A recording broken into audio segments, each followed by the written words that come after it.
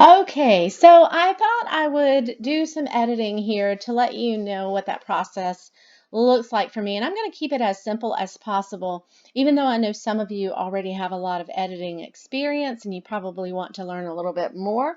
I know in these first 4 lessons, we're trying to keep it as basic as possible just because I want people to be able to take away something from this, even if they don't have a DSLR, if they don't have a mirrorless system, or they don't have a really little more sophisticated compact digital camera where they can change the settings. So in other words, if you're using an iPhone or phone camera, you can use this. I would advise maybe not using Lightroom Classic, but using Lightroom CC. And in our next lesson, I will use CC just so you can see. And the difference between the two, CC is something that's going to be a little more user friendly, and it's going to be something that you can carry from one platform to the other. So if you make changes on your phone to an image and then you open up CC on your desktop, those changes will still be there on that images. You're able to save things in the cloud very easily. So this is a little bit different system.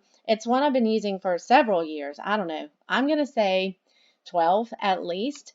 And of course, Lightroom, just like any other app, is always going to be updated. So it's been updated several times from then. But I really love to edit here. This is where I feel very comfortable. And so we're going to start with this very first image of Caroline where the light was coming in from my left. And I'm going to point out a few things while I edit that we may or may not have talked about in the video, but this is where we would see the shadow side. Obviously over here we're seeing shadow. We're seeing a lot of light fall off. Oh, didn't mean to do that. So if you see from here on the windowsill how bright this is as opposed to over here on the wall, this is much darker. This is a fall off of light, and that's what creates those shadows. That's what creates the light difference. In this type of image, I'm not concerned about that. Now, if I were doing something where I didn't want it to be so moody, I would not want so much fall off over there. So, or if I was doing product photography, I might want to be very mindful of how much of a shadow I'm getting over here. But for this image, we're good. So the first thing I'm going to do is I'm going to go into the white of her eye. And here I'm going to also point out what a very crucial mistake I made when I'm shooting.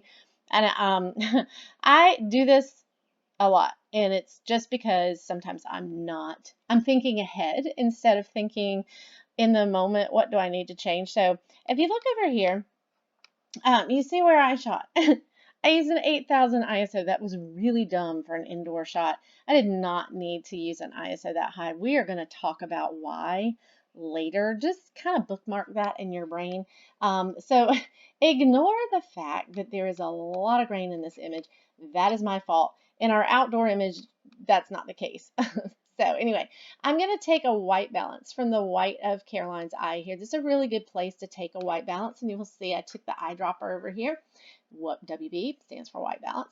All right, and that is much more true, even though I used an automatic white balance setting on my camera, which if you're shooting on the green square of a camera, if you're shooting with your iPhone, that is what you're going to get most of the time, because what they're saying is, hey, the camera sees the light and the color of the light this way. This looks right in camera to the camera's processing, whatever things it's doing. But it may or may not be accurate. It will get close. Sometimes it's dead on. We're going to talk about white balance much later and how to make sure it's much more accurate. But for now, just know that is a way to take a white balance in processing. The next thing I'm going to do is change my crop. We will talk about cropping and how cropping makes all the difference in the world when you are editing. I think it might, you don't have to show the window. It does give us some context if we see the edge of the window right over here, so that we know our subject is looking out of a window, but that's not necessarily, you don't have to do that. I do want to point out these lines mean something, okay?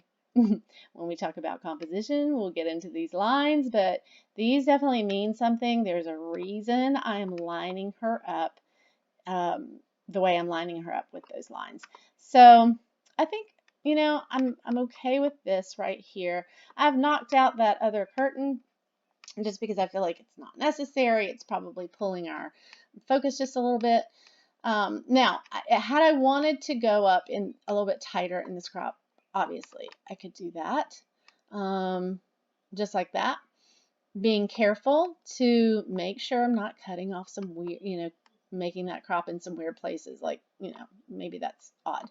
And if you'll notice, we're seeing a preview of all of the things right over here. I really like having this window here. I like having the context. I like being able to see part of her arms, not at the joint. And so I think I'll leave it right here. I'm going to slide this over a little bit more. Sorry, my bad.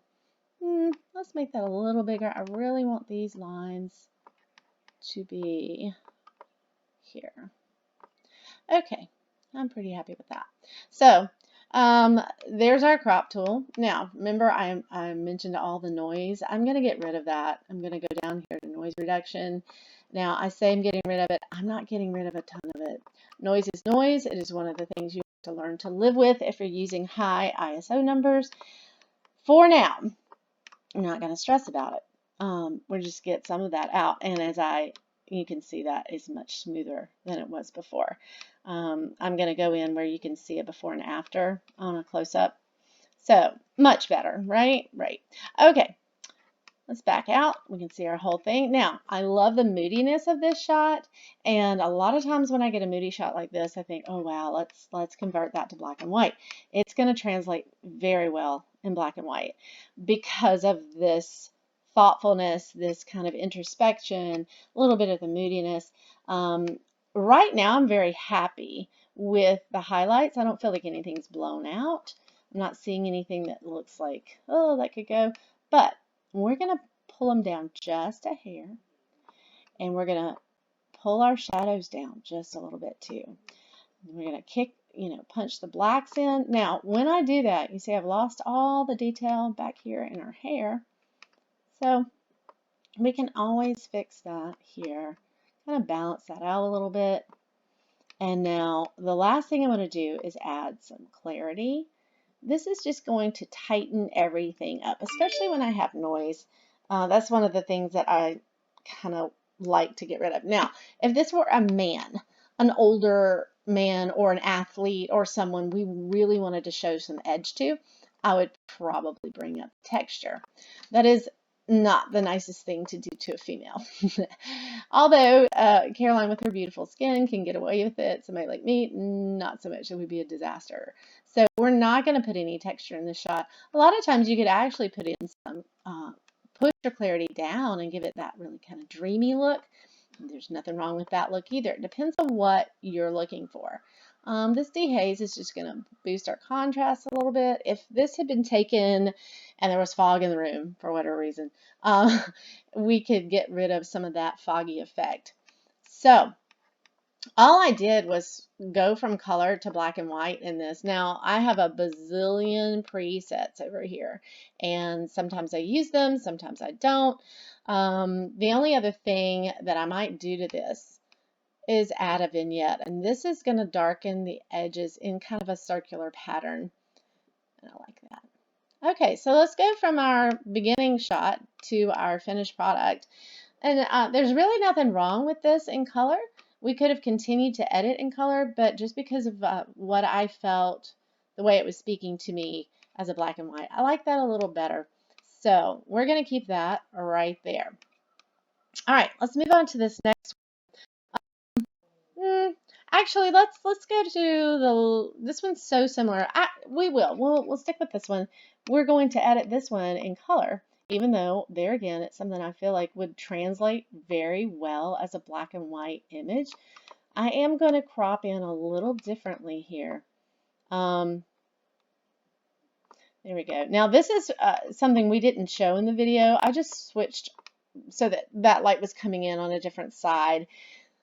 I did not show this actual shoot. The setup was completely the same except for just flipping her around. Once again, didn't catch the fact that I was shooting at such a ridiculous ISO. So we're going to get rid of the noise like we had done before. Now, there is another shortcut I can take here that I did not take, and you see me, I'm getting this white balance again, that I could have done from here to here, and that is I could have just gone straight over here and clicked sync, and this would have made the second image exactly like the first as far as all the steps I took. And that's much easier. If I knew, hey, I'm going to do a ton of black and whites, and they're all in this similar kind of moody setting, that's exactly what I would have done. But, like I said, I wanted to do this one in color, so we're going to go back over here to our history. I'm going to go to our white balance, which was the last thing we did in color. A little pink for me. We're going to put some warmth back in her skin. Now, we are going to pull up this exposure. Exposure is just what some people say, oh, I'm going to make it brighter. Well, yeah, somewhat. That is literally, I guess, what it means, but we'll talk about a technical term. I mean, what that means in a technical term later. We're going to put some sharpness into this. I feel it's a little mushy, and that's mainly because of me. I'm a dumb ISO decision. Okay, so as far as color goes, I'm not unhappy with that. I think that I would like to bring up this clarity a little. And I'm going to do one other thing. We're going to decrease the saturation some. Now, if I wanted this to look, give it even more of a mood and make it kind of dusky looking, then we could add some more of that blue back in, warm it up some with a little more of the yellow. And these are just basic sliders I'm showing you. I don't want to get into a whole lot of things where you can start to control these colors individually.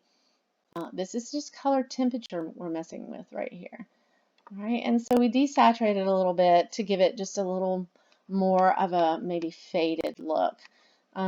So I would, let's go back and look from our start to our finish, a little happier with the way this one looks. And it didn't take long to get there. There weren't a million steps.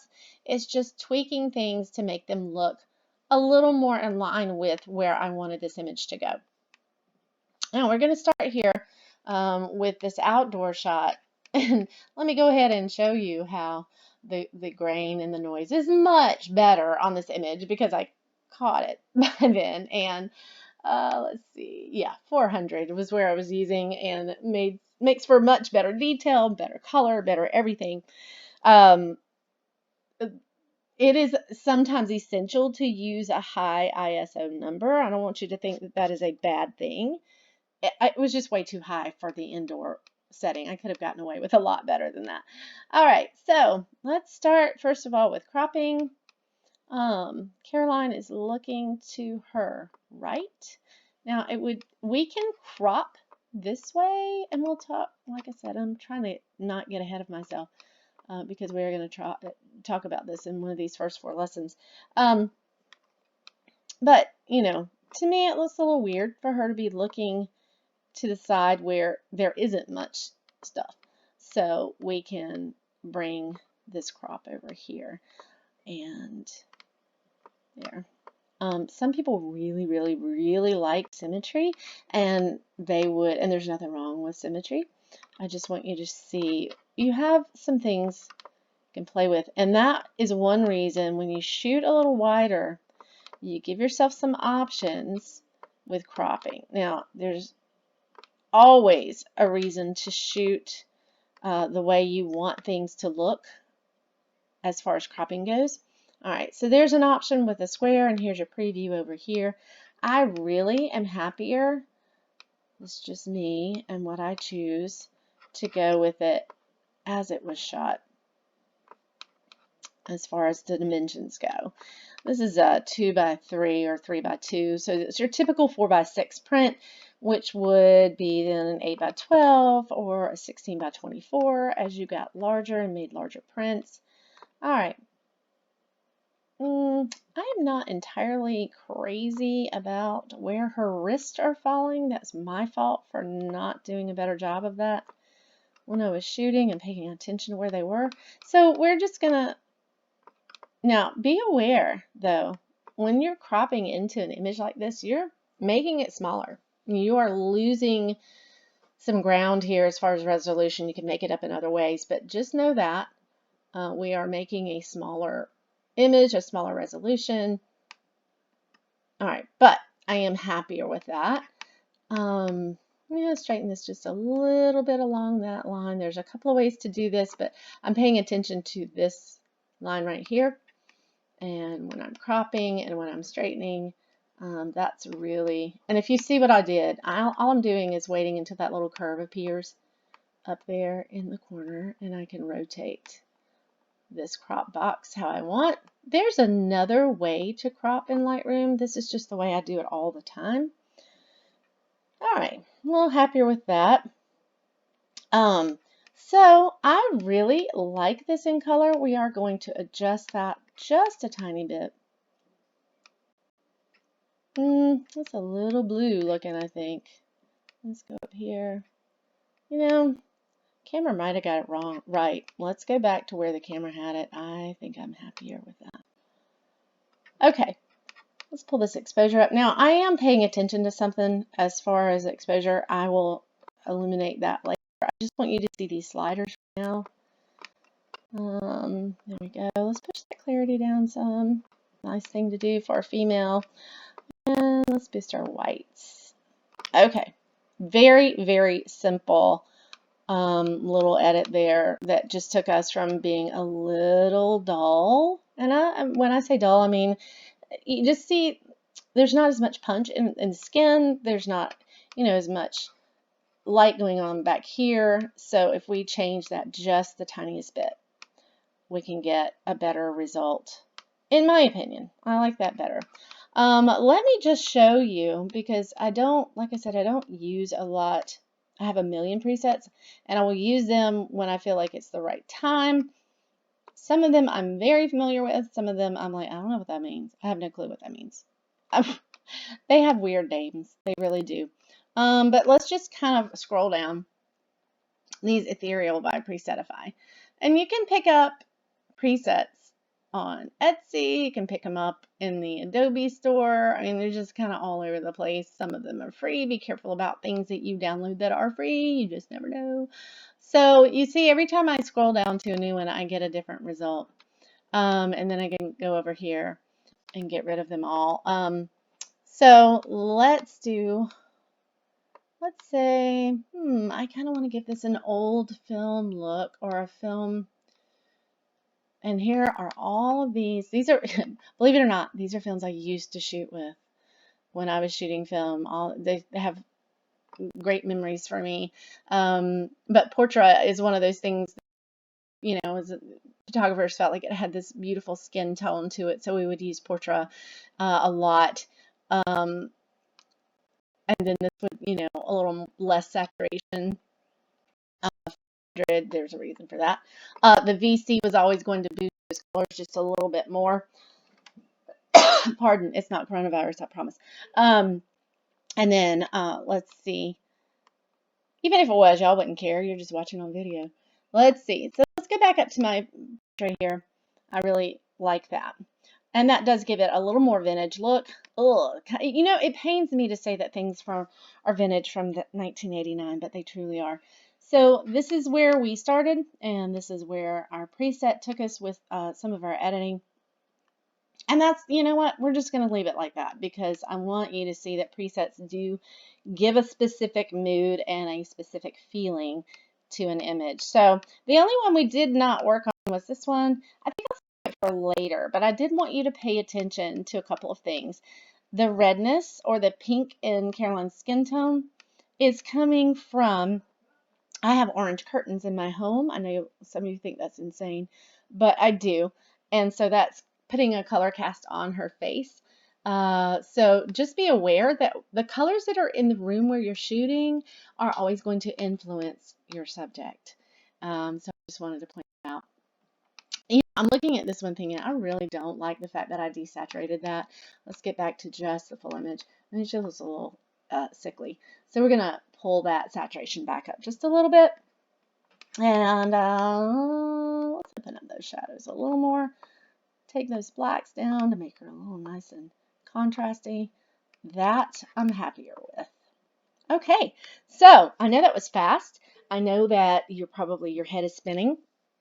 But at least that gives you an idea of what Lightroom does. And I want you to know that probably 98% of the images you see online have been edited in some way. There's nothing wrong with that. My goal is for you to understand shooting it and getting it right in camera as far as exposure and lighting and those type of things, color balance, all of that is such a better place to start than having to come in and fix things. It just takes longer to do that, and your image is never going to be as strong as it could have been when you're having to fix a lot of things in editing. So the goal here, get it right in camera. That way you have so much more to work with when you bring it into editing, or you can do less work in editing. So we will do some Lightroom CC next time, but there you go, some Lightroom Classic. We will dive deeper into this as we get on in the lessons, but this is just some basics right here. Okay, thanks, y'all.